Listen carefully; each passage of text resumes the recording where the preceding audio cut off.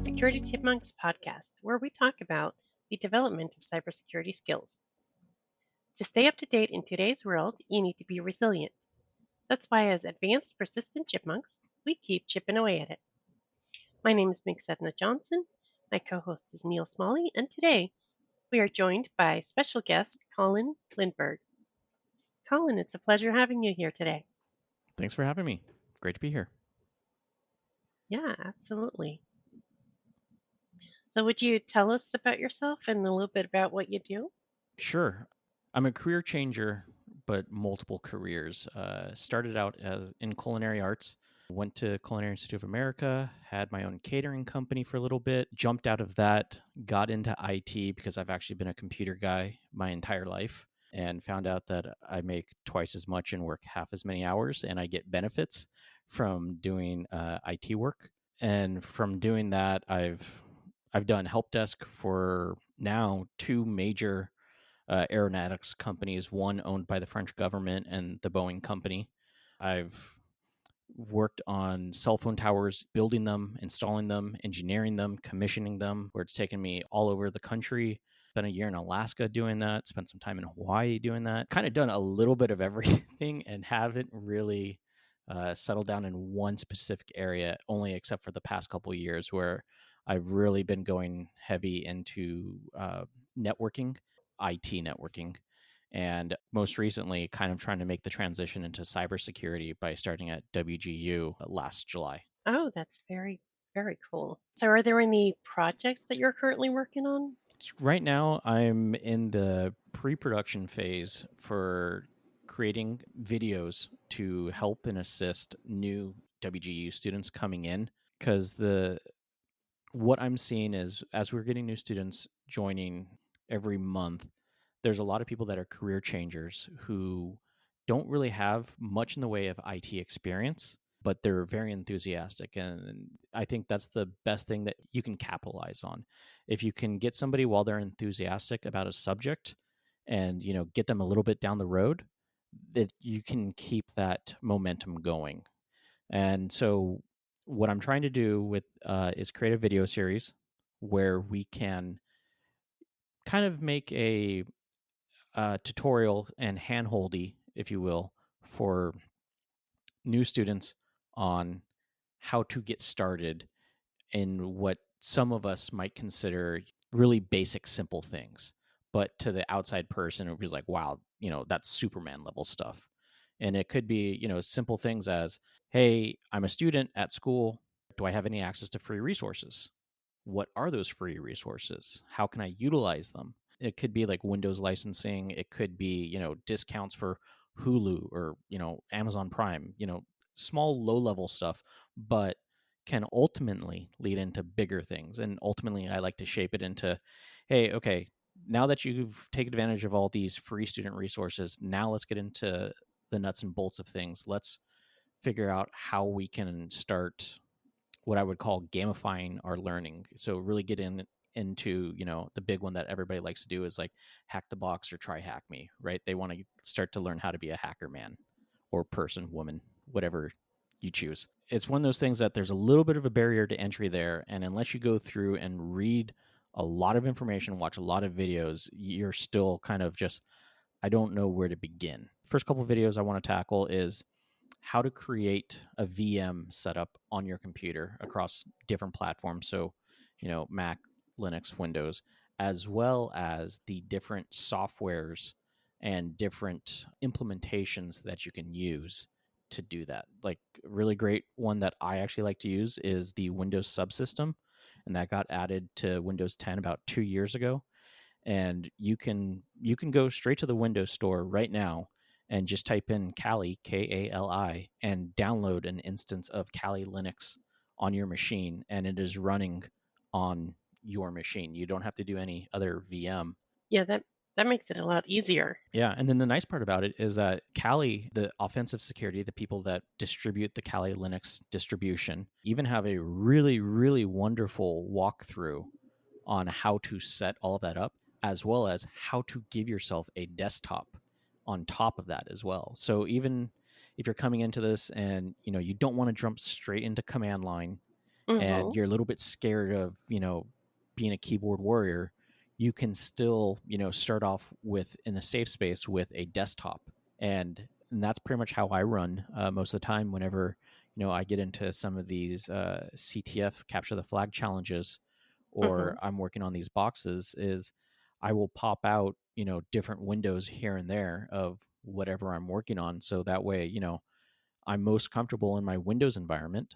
So I can do all my research there, but then I can switch over to, another window or another monitor and be like, okay, this is going to be my Linux side of things. And this is where I can do all of my attacking or investigation, my recon, things like that. So, Mm-hmm. yeah. You're doing some great things. That's going to be awesome. I'm sure those walkthroughs are going to help so many people that are just getting started, and your experience is going to putting into that project is going to be great. Thank you. Yeah, yeah. The kind of the thing that made me want to try and pick it up as a project is I have ADHD, and I didn't start taking medication until I was 31. Mm-hmm. So I've got 30 years of knowing it. Or I was diagnosed when I was 16, so I've got, let's call it 15 years for argument's sake, of knowing I have ADHD and it's why I am the way that I am, and Mm-hmm. not really being able to do anything about it. So, 30th birthday kind of had that moment. I was like, okay, I have to do something to change the situation to be more successful. And I was like, we're outside of that window of overprescription of drugs. I'm not a teenager anymore. I'm a man. And I was like, let's try it. Let's see what happens. And for me, it was that it literally was an overnight thing, like flip of a switch, and things just kind of coalesced, and I was able to just become more focused and more driven in whatever I was working on. And so, Mm-hmm. because of that, I still retain a lot of my old bad habits, but I can also kind of use them to my will at the same time. Okay. So the one thing that I feel that I'm good at is because I've had such a difficult time learning new things, I've had to create my own learning style, which is usually more difficult than it needs to be. But the Mm-hmm. end result of it is I end up having a pretty deep understanding of whatever that information is, and can pretty much identify where people get stuck most of the time. So Mm-hmm. it's I have a what I would consider, I don't want to say innate, but I have a sensitivity, if you will, to know like, okay, this is going to be a sticking spot. This is where more information needs to be focused, because if we get this one piece of the puzzle, it unlocks 10 other pieces for us. Mm-hmm. So Yeah. that's the pie in the sky mission statement. It's the reason why I want to do the how to videos, is because I think I can bring my idiotic way of doing things to help Mm-hmm. teach people, because I think most people realize, or they feel at a certain level, like not necessarily that they are stupid, but they feel stupid. And they know if they just had somebody there, helping them out, that they could get it. But it's just, you get so frustrated and you don't even know what you don't know at that point. So I hope to, you know, give some reassurance and some step by step instructional information on Mm-hmm. how to succeed, how to get past hurdles, essentially. What are the biggest challenges that are facing you right now? So the biggest challenge is self-inflicted. I ended up leaving my job.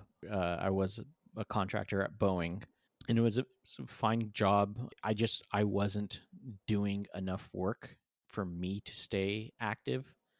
Mm-hmm. And that's part of the reasons why I started back up at school. I have enough money saved up, made a calculated decision to figure out that, okay, I've got 3 months before my term ends, and I've got about 9 classes left, and I'm already familiar with most of these subjects.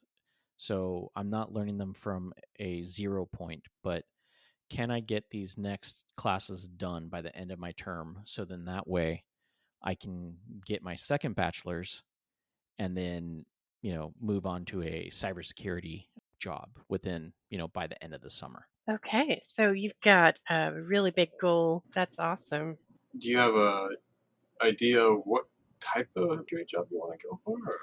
I'm somewhat open. I'm open to whoever's going to be paying me and it has a nice office environment to work at, to be perfectly honest. But that said, more than likely, probably going to be focusing more cybersec on network type jobs, just because that's kind of my bread and butter. It's what I know.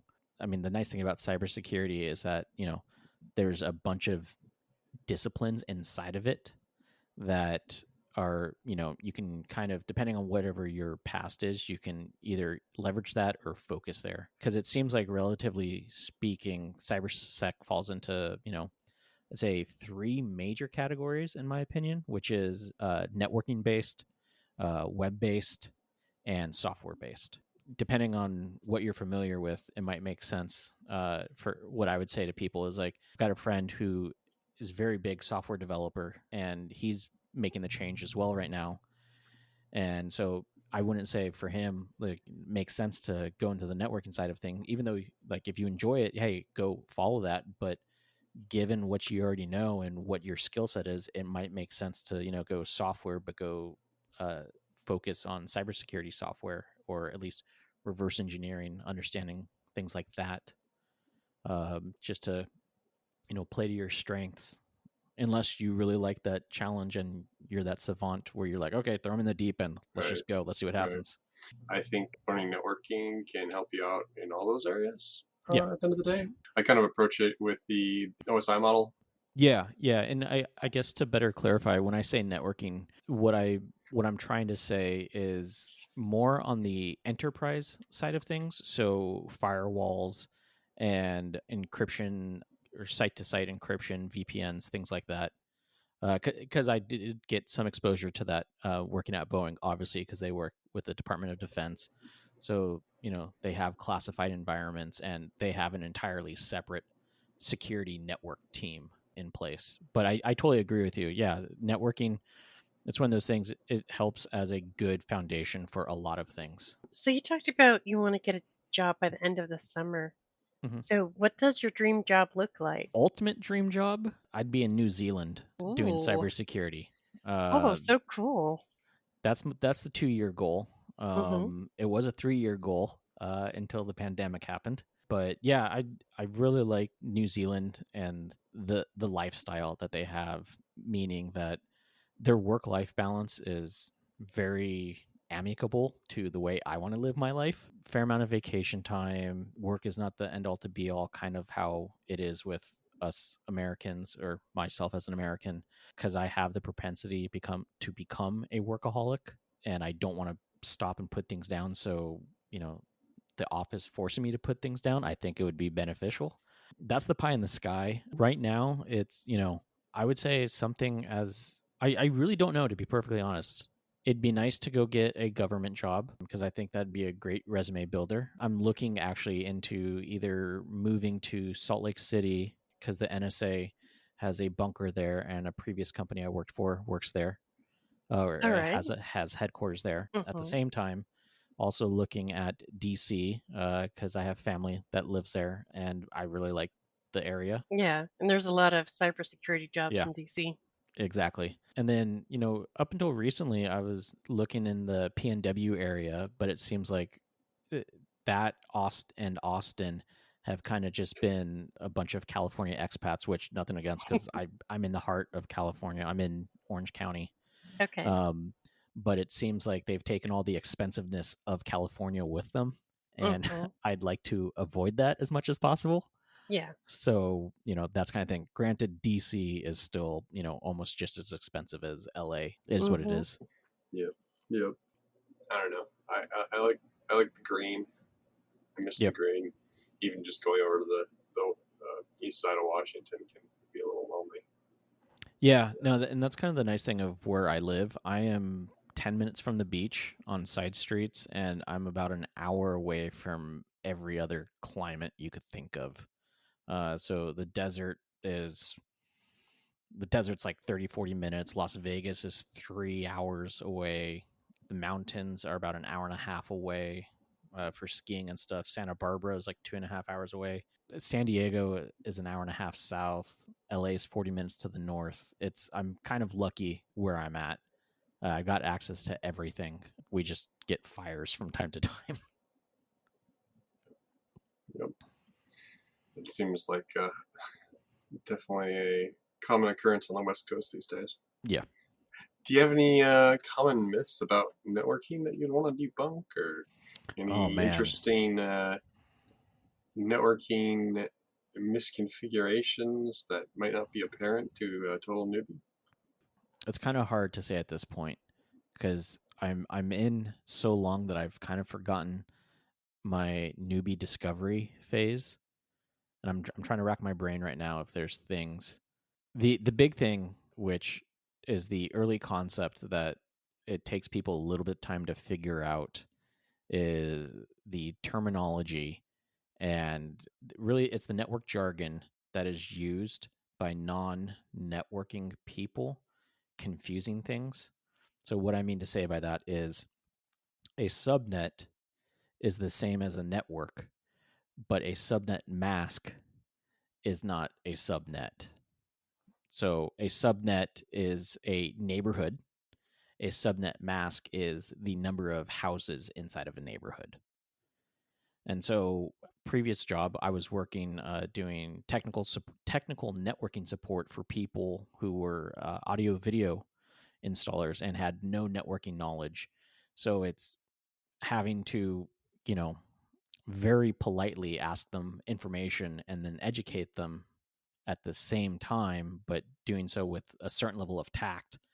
Is one of those things where it's like, okay, well, the subnet mask is this and subnet is this. And it's like, I just give me the router IP. And it's like, let's start there. And it's so the big thing I would say, for myths is, or I wouldn't say it's a myth, but the best thing to help you out, and I think this goes for whatever you're studying, is learn the terminology and learn the foundation, like chapters 1 and 2 of whatever book you're reading, because 9 times out of 10, if you understand 1 and 2 at a theoretical level, you will understand everything else, or you will be able to teach it to yourself. Um, Granted, I don't take my own advice. I look through 1 and 2. I'm like, yeah, I kind of know this stuff, and I'll jump straight to chapter 9. And I'm like, I don't know what's going on here. 2 weeks later, okay, I'll go back and I'll read chapter 1. It's like, Well, that's like where all the interesting stuff is, right? Like the yeah, security chapters are all the way at the end, and it's like, yeah, well, I just want to skip to the end yeah. most of the time. So. But then you get to concepts, and you're just like, I don't what.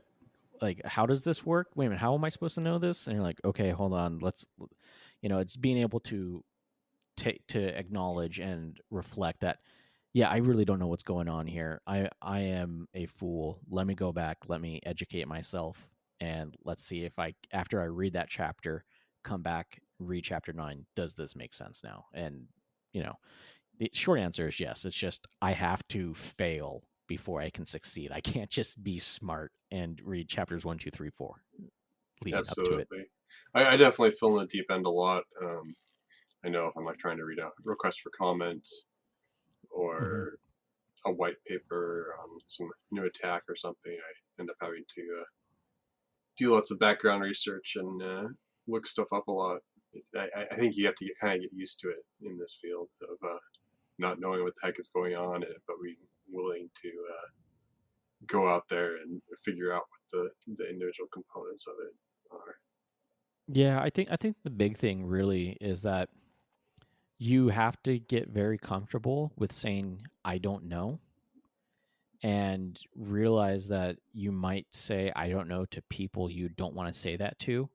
Not that that person, is going to hold it against you, but depending on what their teaching style is, say it's somebody knowledgeable, they might not be the most, newbie friendly teacher. It's like, well, how do you not know this? It's this, and this. But if you're okay with that, quick sting of emotion of saying like, I'm sorry, I don't know. If you can get over that, things become a lot easier very quickly, because then you can go find out the smart people and be like, hey, I don't understand this. What am I missing? Is XYZ equal to ABC? They're like, no. You got to go the other way. It's like, oh, okay. It's one of those things. I'd say that's a big thing or myth, is that you have to be willing to, raise your hand and say like, I don't know what I'm doing, because it's a lot easier to get help that way to say I don't know what I'm doing rather than just trying to do the fake it till you make it Yes. thing. Yeah. I think Yeah. going back to people just starting out and Mm-hmm. trying to get going, I think a lot of people are hesitant to ask for help. Yeah. And that's like one of the biggest stumbling blocks. Yeah, I always ask for help. Like it's not going to be fun for the first bit, but you might get a piece of information and you might do some Google foo and it might lead you down the correct path. You just be okay with the sting. It's not the thing I kind of had to tell myself early on was it's not a personal thing. It's just I don't even know what it is. It's they don't hate me as a person. It's just I am shocking them to a certain degree. And it's okay, cool. The shock is over. It's done. Let's move on. And, you can go from there.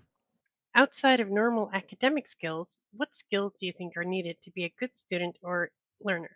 Really, the big thing, and this is one of those things actually that I've been dealing with for the past 2 weeks, it's understanding yourself and being able to have conversations with yourself and figure out where you are. So currently working on my Sec Plus certification, and it's one of those things that I feel I should be able to, take the test. And I've been working on it for like 2 months now. So by all accounts, I should be ready to take the test. However, every time I take a practice test, I'm always scoring, in a, let's say, 65 to 78 range.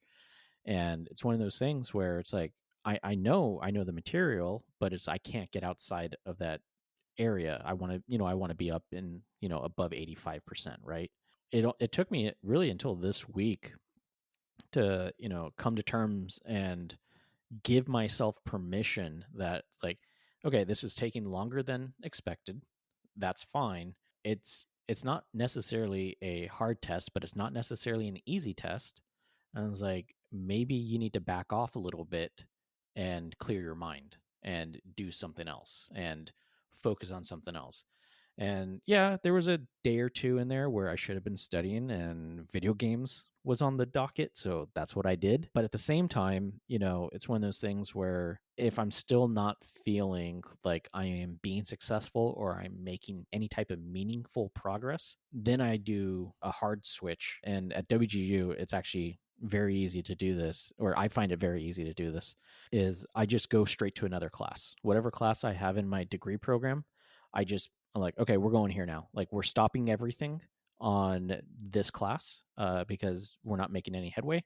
We're going to go over here. Everything is 100% on this side now. And so, I started up a new class, and it just happened to be a class learning how to use Nmap and Wireshark. And those are two things that I wouldn't say I am a master in by any means, but I think I'm pretty proficient based on, the amount of try hack me, hack the box, NCL, and other CTFs that I do, where it's like, okay, cool. I was like, I'm already familiar with a lot of this content. And I was like, there's going to be a couple of key things I can pick up here. Automatically, I'm already at a much better place than I was mentally speaking because I'm already set up for success. And kind of my ultimate goal there is to trick myself into completing that class and completing it what I would think is in a very reasonable time frame, come off it with some, happy thoughts, lack of a better term, and then go back into the Security Plus class and be like, okay, cool. I know I'm not an idiot. I know I'm smart. I just did that class. I did it well.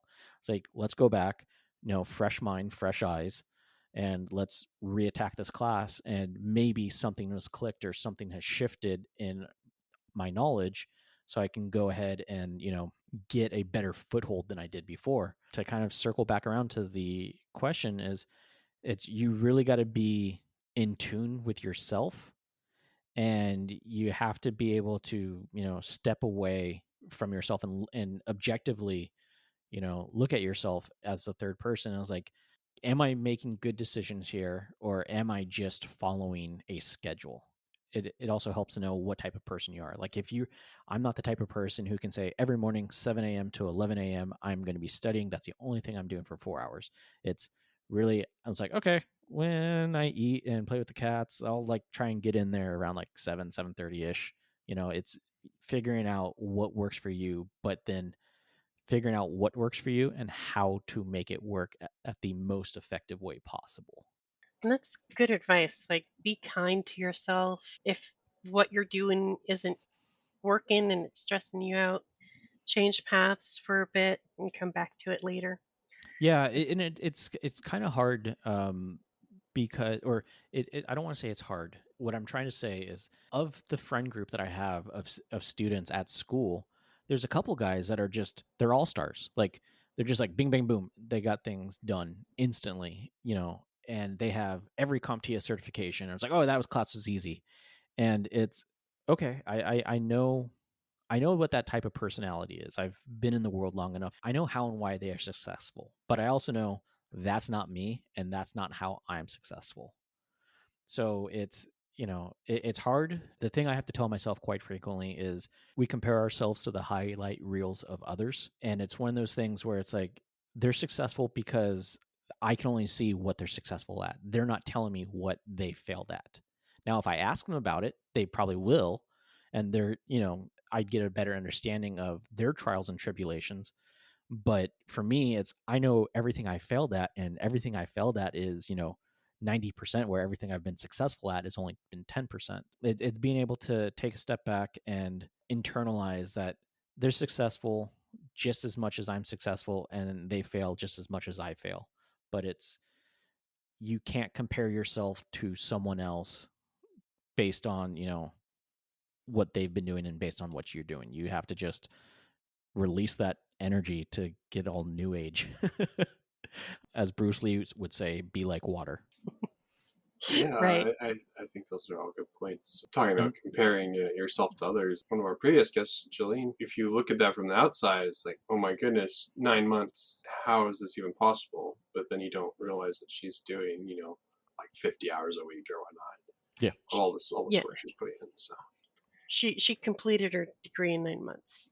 That yeah, was, but which is, that was her mission. And yeah, yeah, go ahead. no, it's incredible. And even considering, what the other factors was that she was dealing with, and everything else, she was motivated. Mm-hmm.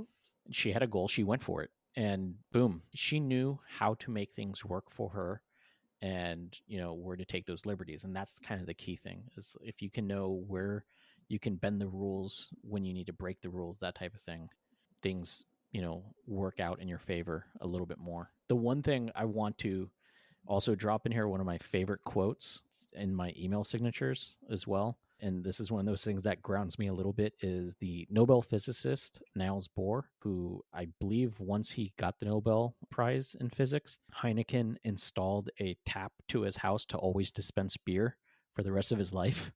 Um, but he has a quote, and it's attributed to him. And the quote is, "The master of any one discipline is the person who has made every mistake possible for a Mm-hmm. very small field." Just because some people are masters, they're only masters because they have failed 1,000 more times than they have succeeded. Mm-hmm. very true. Yeah. A lot of learning to be done. One of the interesting things I've seen people talk about 10,000 hours of mastery versus like 20 hours to learn a new skill or something like that. Yeah. The Malcolm Gladwell versus I think there was a guy who did a TEDx ukulele talk. Exactly. Yeah. Yeah, the guy who I'm really jiving on right now, I just found him this week, and I picked up one of his books. Simon Sinek, Oh, okay. Sinek. His book is The Infinite Game, and the first chapter is pretty illuminating because it describes a lot of the concepts or things that I have in my head. If I ran a business, this is how I would do it. And Mm-hmm. the basic thing is that there's two types of games: the infinite game and the finite game. Finite game is a sports game. It's got a beginning, it's got an end, and there's rules. The infinite game is players can come and go as they choose. There are no set rules. There are no winners. There are no losers. Life is a infinite game. Governments are an infinite game. And what he goes through and talks about in the book is, how business leaders who take the mindset of an infinite business versus a finite business and don't have winners and losers end up doing better overall. A really good example he uses is George Eastman, who created Kodak, one of the first companies, back in the 1800s, probably 1900s, probably late 18, early 19. First company to give paid time off to give tuition reimbursement to workers, because that's still radical stuff now. But imagine 100 years ago, it was like, it's insane. But you create a culture that people want to stay and they want to help the business. You create a community. So really jiving on his stuff right now, and he's kind of a serial optimist, but it's not saccharine. Yeah, It's much more. It's optimist with some pragmatism attached to it. I can appreciate that. As somebody who does networking, do you deal with Wi-Fi at all? Wi-Fi, yeah. I I used to have to coach people through how to do site surveys and Wi-Fi optimization over the phone without really being able to show them, physically. Granted, I had things like go to my PC and TeamViewer where I Yeah, could jump onto their system, but had to show them, using different tools and techniques as waterfall displays and, radio or RF output and frequencies, and then just telling people why you can't put a wireless access point inside of a stainless steel box and expect it exactly. to My, go my, my 3,000 feet. favorite Yeah. is the good old wall filing cabinets, and we're gonna stick it in the corner with all the filing cabinets. So the previous company I worked for, they're a smart home automation company, very high end, considered to be the Cadillac of them. So much to the point they don't sell to customers, only to dealers. At least once a day, we'd get a call and it was like, "Hey, I have poor Wi-Fi range. Cool. Where's the AP? Oh, it's behind the TV. Okay, so you want a radio frequency transmitter to be shooting through a giant piece of glass and metal that's electrified, and you expect it to work flawlessly." I was like, how does that work, man?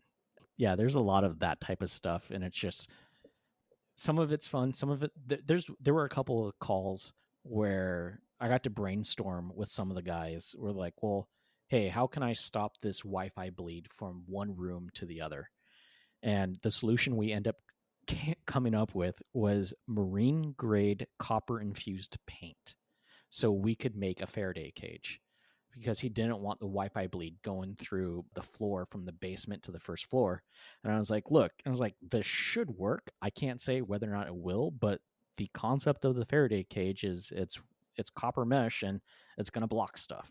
Yeah, So yeah. it's not going to obliterate the signal, but it is going to severely hamper any bleed coming through. It's definitely some of the more interesting experiments. For example, like those anti-static bag you get with electronics, you can layer them up and get similar effects. So it can be kind of fun to play around with those and different cell phones and see which one will go out with how many layers of the bags or whatnot. Yeah, the other kind of the thing that really made me start to understand or respect Wi-Fi is working with dealers who were working in what I would call Miami homes, which are, homes in Miami that are reinforced concrete.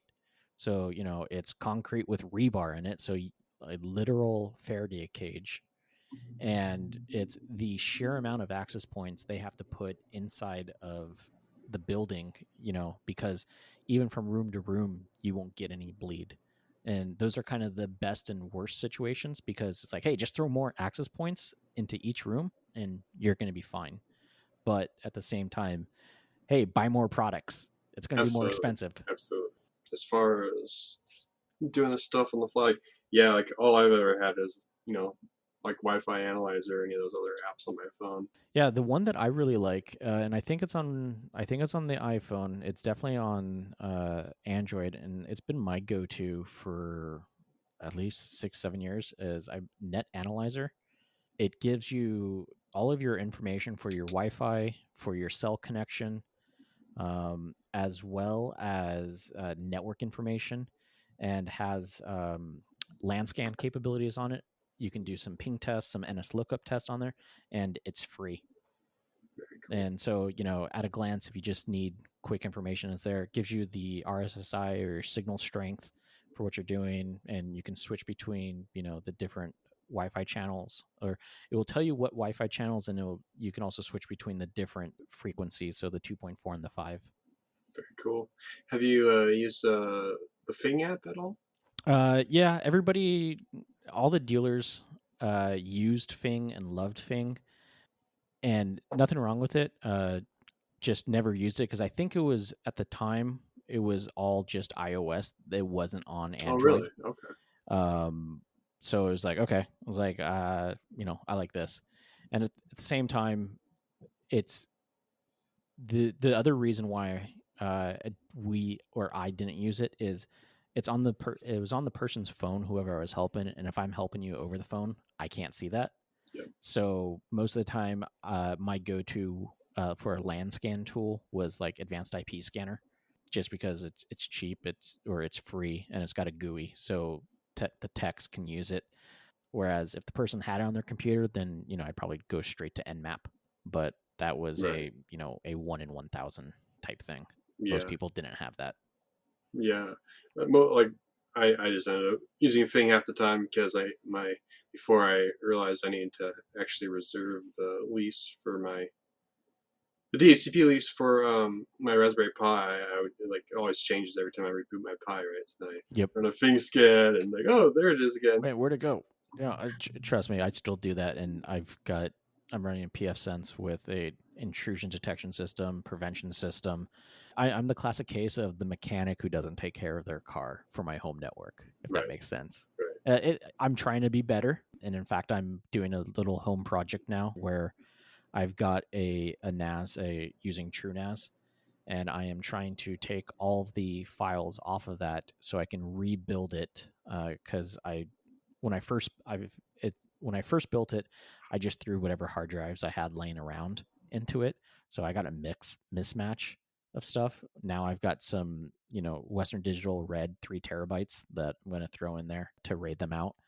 But I'm trying to just make things nice and clean because I've got the time, and I probably should have done this a long time ago. From today, what is the number one takeaway you think our listeners should take? Be okay with failing. Expect to fail. Get comfortable with it. The classic thing is the measure of a person's not how many times they fell off the horse, it's how many times they got back up on it. Be okay with failing, because failing, you learn what not to do. I am more scared of succeeding because it's like, well, why did it work? It's a classic programmer thing where you're like, oh, I got an error. Okay, let me try and debug. Oh, well, now it works. Well, wait a minute, I didn't change anything. Why is this working now? It's like, uh-oh. Mm-hmm. Be very comfortable with failing and know that if you're failing, you are actually moving forward. How should our listeners connect with you online if they want to reach out to you? I am the only person with this handle, thankfully, and I've been rocking it since I was like 13. I go by OtterBob, so OtterBaub. All right. And you can find me all over the place. I just ask for a little bit of forgiveness because, like I said, I've been running it since I was 13. So Mm-hmm. previous discretions are probably still on full display, even though I think I have most of them set to private. Uh-huh. Uh, Okay. but I don't think I've done anything really bad. But I gotta imagine I've said some stupid things at some point in time. We're all human, and Mm-hmm. I know I've definitely grown since I was 13. So I apologize in advance. It's not my Yeah. fault. Thank you. Thank you for coming today, Colin. It was a pleasure having you. Yeah, thanks for having me. I really enjoyed it. Yeah, thanks again. So thanks for listening to the Security Chipmunks. And remember, if it seems overwhelming, just keep chipping away at it.